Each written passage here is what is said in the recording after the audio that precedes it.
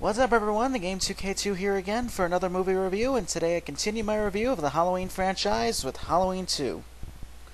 After the original Halloween surprised almost everyone and became an unbelievable financial and critical success, every fan seemed to think that because of the way the movie ended, that it was intentionally meant for a sequel. The creators of the original, John Carpenter and Deborah Hill, have denied that it was meant for a sequel. However, it was decided that a sequel be made to cash in on the surprising success of the original, and in 1981, we got Halloween 2. The story picks up right where the original Halloween left off. Dr. Loomis finds Michael's body missing after he has shot him 6 times, and continues his search for him. Laurie has been taken to a hospital in Haddonfield and is treated there. However, Michael shows up at the hospital and kills everyone that gets in his way to get to Laurie.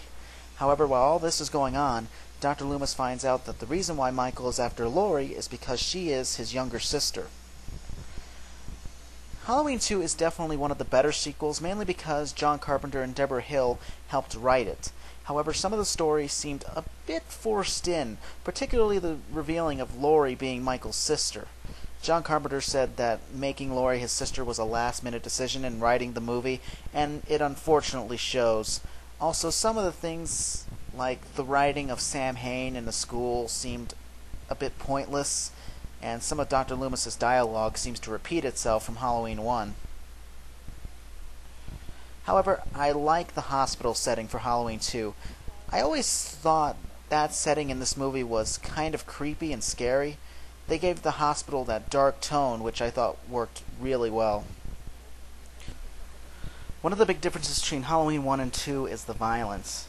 Halloween 2 is much more violent and is a little more gruesome and bloody. A lot of the deaths and the stabbings are now shot in close-up in this movie. Unlike the original Halloween, where you really didn't see the stabbings, it was just the reaction from the actors. In this movie, you see a nurse get a needle to the head, a security guard takes a hammer to the head, you see a cop's throat get slit in a close-up shot, and a nurse gets burned to death in an overheating jacuzzi. Stuff like that is a little too over the top and a little too violent. The music for Halloween 2 goes back and forth for me. The new synthesized tunes are catchy for the most part, but miss the haunting feeling of the original score. I thought the Halloween theme was just terrible in this movie.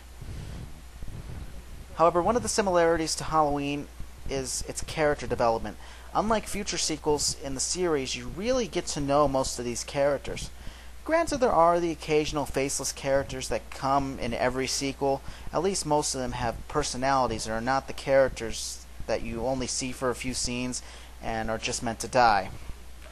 The returning characters are also very well done. I love the advancements in Dr. Loomis's character.